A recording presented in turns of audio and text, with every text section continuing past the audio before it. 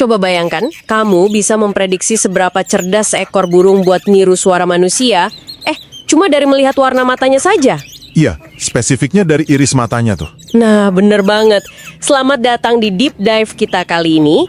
Kita bakal bedah budaya kicau mania di Indonesia. Khususnya buat dua primadona dari keluarga Jalak ya, yaitu Jalak Kebo dan sepupunya Jalak Nias. Betul. Dan yang bikin miris, Jalak Kebo ini sayangnya udah berstatus rentan atau vulnerable di alam liar. Makanya misi kita hari ini adalah mengupas tuntas apa sih sebenarnya yang bikin jurang kognitif dan ekonomis yang begitu ekstrim di antara keduanya. Oke, mari kita bedah semuanya. Kalau pakai analogi, milih burung ini buat kamu tuh kayak milih kendaraan. Kayak milih mobil gitu ya? Ya, apakah kamu butuh mobil off-road yang fungsional dan tangguh kayak si Kebo, atau mobil sport mewah yang elegan dan pamer kayak si Nias? Kalau dilihat sekilas sih, keduanya memang kayak pinang dibelah dua secara fisik. Mirip banget. Tapi pas mereka tampil beda jauh kan? Beda banget. Jalak Nias itu ibaratnya performer sejati. Suara vokalnya melengking, berirama merdu. Dan secara visual juga heboh ya? Iya loh, pejantannya tuh atraktif banget. Punya kebiasaan khas, suka ngangguk-nganggukan kepala sambil naikin jambulnya pas lagi berkicau. Sebentar, kalau mereka berkerabat salat dekat, kenapa yang satu berevolusi jadi penyanyi solo elegan, sementara Jalak Kebo malah dijuluki gacor bocor? Berisik dan monoton gitu kan? Nah, itu.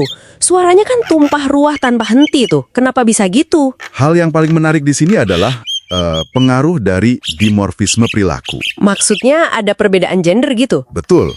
Pada Jalak Nias, jantannya dituntut tampil lebih agresif buat menarik pasangan. Makanya lahirlah gaya vokal dan visual yang kompleks tadi. Terus kalau si Kebo? Suara Kebo yang konstan dan berisik itu justru punya fungsi domestik yang krusial. Frekuensinya kan tebel tuh, jadi diandalkan banget sebagai masteran. Oh, semacam guru vokal ya? Iya, pelatih vokal alami buat mancing burung petarung di rumah yang lagi macet bunyi. Dan biar stamina mereka tetap gacor, biasanya dikasih doping penggacor kayak JS Fit Joss atau Double Max Power. Oke, jadi Jalak Nias itu penyanyi solonya, dan Jalak Kebo pelatih vokalnya. Analogi yang masuk akal sih. Ya, pembagian peran yang pas lah. Tapi, kalau Nias sebegitu atraktif dan artikulasinya disebut setara burung beo, kenapa orang masih repot-repot nyari Jalak Kebo? Pasti ada rahasia lain selain jadi tukang teriak kan? Nah, disinilah topiknya jadi benar-benar menarik. Tingkat kecerdasan Jalak Kebo ternyata diatur sama mutasi genetik pada warna matanya. Hah? Warna mata?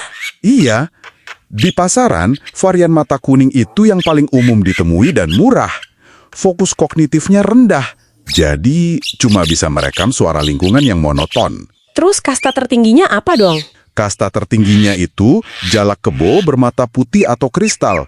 Varian ini punya ketajaman fokus yang luar biasa banget buat meniru ucapan manusia. Biar saya luruskan nih, apakah gen yang ngatur pigmen mata itu berdampak langsung ke bentuk fisik otak mereka? Secara biologis, mutasi yang menghilangkan pigmen di iris mata ini ternyata jalan barengan sama peningkatan plastisitas saraf di otak. Jadi otaknya lebih gampang dibentuk gitu ya? Coba bayangin, jaringan saraf mereka tuh kayak spons. Pada varian mata putih, spons ini jauh lebih lentur. Makanya mereka bisa dengan mudah nyerap frekuensi suara manusia yang rumit sekalipun. Gila, luar biasa banget. Berarti para kicau mani ini secara nggak langsung bertindak sebagai ahli genetika amatir dong? Bener banget. Mereka aktif menyeleksi fenotipe kecerdasan cuma dari warna mata. Nggak heran ya kalau genetika ini bikin kesenjangan harga yang ekstrim di pasaran. Jauh lebih ekstrim dari yang kamu bayangin loh. Kalau kita merujuk data pasar Jawa Tengah di bulan Juni 2026, Kebo Nenggo itu diposisikan sebagai burung rakyat. Harganya kisaran berapa tuh? Kelas entry level rata-rata sekitar 159 ribuan. Makanannya juga murah. Bahkan bisa hidup sehat cuma pakai pelet lele. Serius? Pelet lele? Adaptif banget ya? Iya. Nah di sisi lain, Jalak Nias itu kan simbol prestise. Harganya rata-rata di kisaran 517 ribuan. Wah, lumayan. Beda jauh. Belum lagi kalau spesimen gacoran mewah. Itu harganya bisa tembus 1,5 juta. Dan makanannya wajib premium. Semacam MS two step gitu kan? Betul. Murni cuma buat ngejaga bulu coklatnya tetap mengkilap berminyak. Jadi, secara ekonomi, ini mirip subsidi silang di rumah si pemelihara ya. Kebo makannya murah pakai pelet lele, tapi disuruh kerja keras mementori burung lain. Sementara Nias, Nias butuh semacam skincare mahal cuma buat tampil cantik. Pemisahan peran yang sangat jelas kan?